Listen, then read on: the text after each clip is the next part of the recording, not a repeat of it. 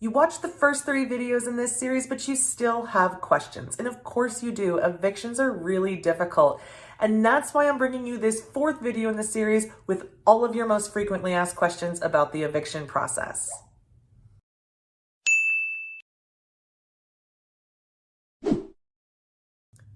I'm Jennifer Rowlands, landlord, educator, advocate, and broker at One Focus Property Management. You've asked questions and I have answers. So let's get started. What about the waiver of the notice to quit that I have in my lease? That's a question that people ask me all the time. So it's very common in a lease to have what's called a waiver of the notice to quit, where the tenant is waiving their right to receive that notice to quit before you file. So here's what you need to know. 1, this is legal to do. It is actually in the Pennsylvania Association of Realtors lease that they use. I don't use that lease, but it's in there and it's something that's been thoroughly vetted. But what I've experienced is that some district magisterial court judges do not like the waiver of the notice to quit. So I have heard cases in courts where judges will not permit you to not post the notice to quit. They've decided that it's not something that they, even if it's in the lease, that they'll acknowledge. I've also seen judges call up challenges to the waiver, claiming that it's not in plain enough language, that it hasn't been called out specifically enough in the lease. And so on our lease, it's bolded, it's in very plain language. And at the end of the lease where they sign, it's actually in all bold. Attention, you are giving up certain legal rights in this lease, and it's trying to direct their attention back to it. So there's just a couple of little pitfalls that you might need to be aware of. I still use the waiver in my leases. I don't think it's a reason not to, but it is a reason to be aware when you go to court. Now, the other question I receive is, if you have a waiver of the notice to quit, why are you posting the notice to quit? Well, at One Focus, it's our opinion that the use of that waiver is situational. So we start our eviction process on the 4th of the month. Our lease has a 3-day grace period to pay the rent, and on the 4th of the month it's late. And that day is actually the day we charge the late fees and post the notice to quit, starting the process. It would be too aggressive, in our opinion, to file at the court on the 4th of the month. That would be simply too aggressive of a move for a landlord typically. Now, if we've had repeated issues with a tenant in a property, repeatedly non-payment of rent on time, we may, after working with them, decide to do a filing without a notice to quit. But that would be a repeated problem case. Another situation would be sometimes a tenant will pay rent with a form of payment and it doesn't clear the bank, but we don't learn about that for about a week after we've deposited it. So we find out on approximately the 10th of the month that the payment wasn't good. In that case, we sometimes will post the notice to quit, and sometimes, if this tenant has been delinquent repeatedly, not use it. I do tend to use the waiver more in cases where the behavior is violent, damaging, against the law, things like that. So you need to decide what's right for you. You need to discuss it with your own attorney, the strategies you're going to use, but that's how we make some of those decisions here at One Focus. You asked, can I evict a tenant in the winter months? Yep, sure can. I've never had any issues with weather or season being a factor in the judge's decision to issue a judgment for eviction. Now, I know in some cities like Philadelphia, Baltimore, there are some different rules in larger cities sometimes, but speaking for most of Pennsylvania, the state, there's no rule that says that you can't. You asked, can I evict tenants from a property if there's a child or a disabled person living there? Yeah, you can. There's no rules about who's living in the property and whether that would affect whether the lease has to be followed or a judgment is issued. You wanted to know, do tenants appear at the hearings? Well, they're certainly invited. So when you file a landlord-tenant complaint against a tenant, this generally provokes some conversation between the two of you. If the tenant understands what's going on, understands that they've been delinquent on the rent or had a non-compliance issue, and they don't really challenge it, it is not uncommon for them not to appear. So nobody is surprised when the tenant doesn't show up at the hearing. And our most common experience is that tenants don't show up. But if they do show up, I think the concern for most landlords is about a conflict or about a bad experience. I'll tell you, when tenants come to a hearing, they're really generally pretty intimidated. They're scared, they don't know what's going to happen, and it's important to me that we ease that experience for them. I'm not interested in them having emotional distress because they're not going to make good decisions from a point of emotional distress. So when they do show up, and I encourage them to come if they can, when they do show up, they're kind of meek, they're kind of timid, and they're really just trying to advocate for whatever cause that they have in that situation. So they're generally open to some guidance. If they're not, of course, you can just leave them alone. You don't have to talk with them or chat with them or try to make them feel more comfortable, and that does happen sometimes. You wanted to know, what can you expect at the eviction? Do people freak out? And when I share with people that maybe I have an eviction appointment that day or something, that is something that they'll ask me is, oh boy, are you taking somebody with you, or are you taking a weapon? And I'll say, no, this is not a dramatic situation typically. So the most typical situation is at the point of eviction when the constable comes, and this is the point where you're actually taking the property back. Typically there's no tenants there. This is a 6 to 8 week process that they're getting notices of along the way, and hopefully you're educating them a little bit. They understand what the end of the road is, and they're not interested in being there. They're not interested in having their children see this, so they do usually tend to get out before the eviction.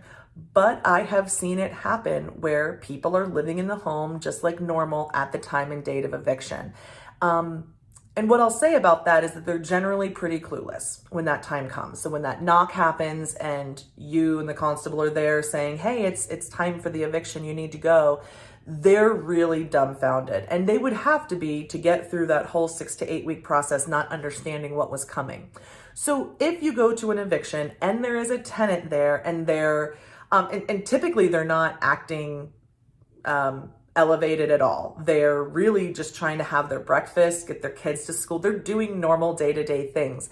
So at that point though, the constable would be handling them, and they ask them to grab a bag and pack some things, and they try to get them out of the property probably with a max of about 30 minutes. The longest I've ever seen a constable wait is an hour, and that was for an elderly person who I think they had other issues going on, but they weren't prepared to leave, and they had to gather all of their necessities like medication and some clothing in order to go to another place.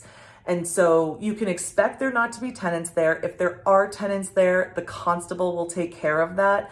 But generally, as long as you're not getting excited and in the mix, they're not getting excited or in the mix. This is a situation where everybody wants to keep their cool, so for the safety of all. You wanted to know, what are typical conditions of the property when somebody's evicted? Well, I won't hide anything from you. They're not great. They're usually pretty bad, and it's usually a lot of trash. So what it'll look like is what you imagine a property might look like after somebody went through it in an evening, trying to take anything that was worth it to their next location. So there's a lot of things on the floor, cabinets are open and partially unpacked. There's a lot of trash around. You have to imagine that this was that household's worst day ever. The day that they left the property and were being evicted forcibly. So you can't expect a lot, but you can expect a lot of trash out after an eviction. That would be the biggest thing I would say to expect. You wanted to know, what if the tenant leaves animals behind? And that's a tough one because it happens more than you think. Like I said, I've done a lot of evictions, and I've absolutely seen tenants leave animals behind in the property. And that's a really awkward and difficult position for any landlord to be put in, because the constable does not take care of animals. If you're in a municipality that has a really great animal control system, you might be able to get some help there. But in the communities I work in North Central Pennsylvania, you're really subject to the availability of space at shelters. So what you would do is you would get the animal. Sometimes you have to go get a carrier or find a way to get the animal out of the property because you can't be leaving it in the property, and you attempt to rehome it at a shelter or something like that. This can get difficult if you're in a community that has no spaces at the shelters. I have called tenants before and said, come back and get your animal, and tried to get them to participate in the process. But an interesting story, when I was a manager back in Harrisburg for a couple of years at an apartment community, we did a lot of evictions. We had to, and unfortunately for a while, people were leaving their cats. And I've never owned a cat personally, but I would take these cats to the local Humane Society.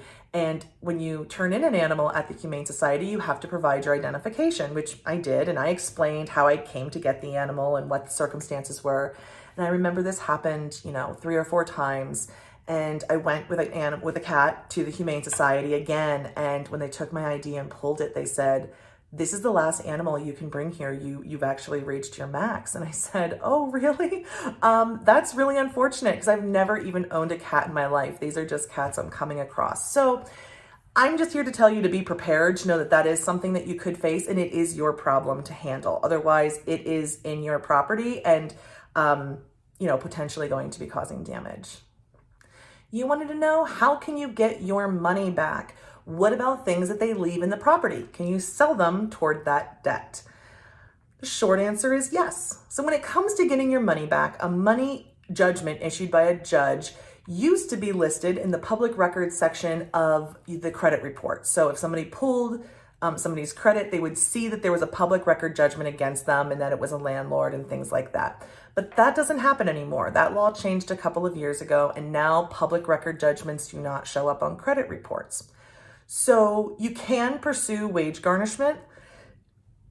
For my company, it does not work. The cost and the benefits do not work out. What works out well for us is using a collections agency. So once we've applied the security deposit against the balance and it's finalized and the tenant doesn't make payment or make payment arrangements on it, we will send that debt to a collection agency, which is great because it does appear in the credit report. They are actively pursuing that debt from the tenant, and it's on their credit report showing to future landlords that this is an issue they've had in their past. It encourages them to clear it up so that they can hopefully one day get another rental or a mortgage. So that's how we choose to get those judgments paid. Now, you're wondering, what if I find something of value in the property and I can sell it toward this debt to get my money back? Well, you can. That process is actually quite simple. So once those belongings are abandoned, so you've waited the required amount of time for the tenant to indicate their interest to come and get them, you've given them that opportunity. Once that is passed and truly those belongings are abandoned, you could go through them, find anything of value, attempt to sell them, and if you were successful in selling them, any proceeds would then go against the debt that that tenant owes you. In the event that you sold an item and it more than satisfied the debt, so you had excess money remaining, you would have to return that money to the tenant.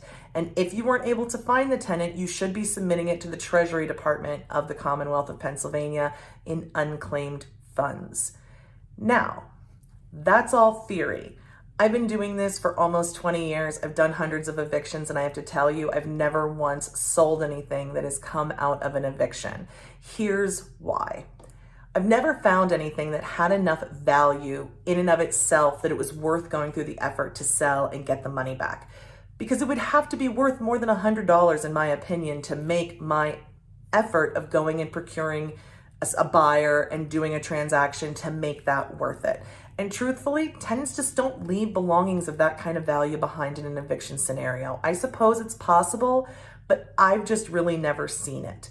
And so I've never sold anything off of an eviction. I always just throw these things away, and the cost of the labor to throw them away and the disposal is charged back to the tenant.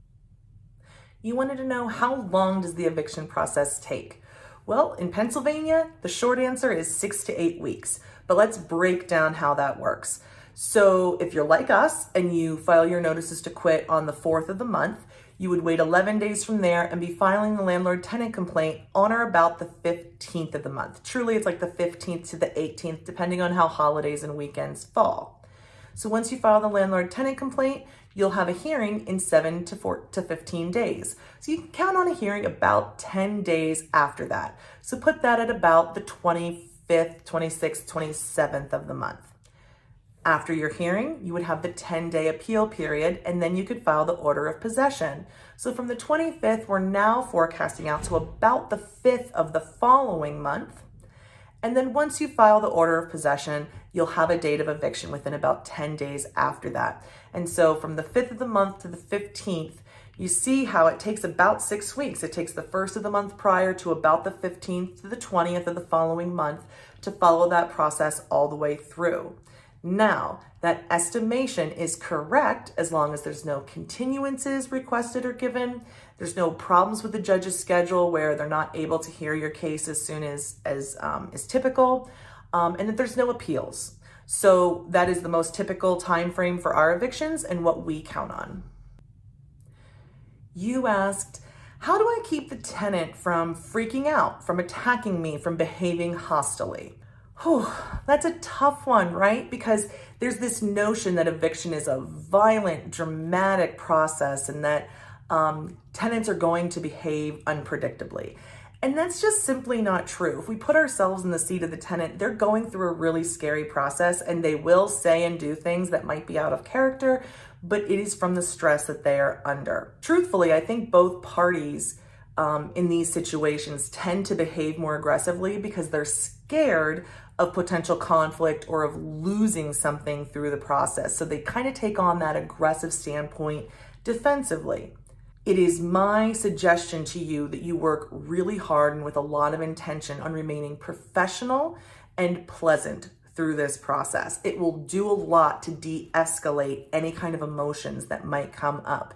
I know that can be hard to do, but it is really important to keep yourself and the tenant safe, that you maintain that pleasant professionalism.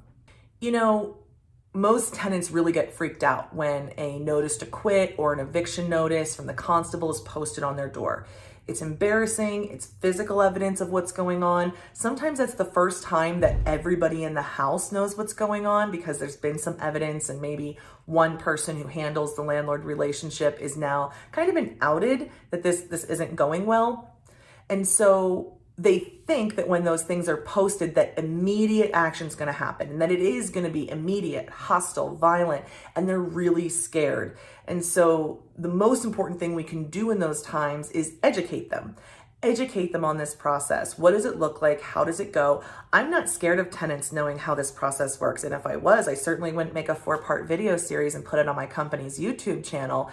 So it's absolutely in my best interest that tenants know how this process works. I want them to be making the best decisions for them and their family. And if they're truly in a hardship that will keep them from complying with this lease agreement, it is inconvenient, but they usually get it. They've got to move. And if they understand the timing and the consequences of this process, they can make decisions to save themselves time, money, energy, burden, embarrassment, anything that they're worried about. And so I understand the landlord's position that they think that this is going to be a dramatic, escalated affair. And the truth is, I've been telling you through the whole series, that really depends on you, and you can control that outcome with your behavior. If I did not answer your question, I am so sorry. Will you tell me your question in the comments below, and I'll try to get it into a future video. Thank you everybody for the questions that you sent me, letting me know what you wanted to know more about this process. I hope to keep making videos for you, and I hope that you'll tell me what you want those videos to be about. I love making them for you. I hope you'll give us a subscribe and a like, and we'll see you next week.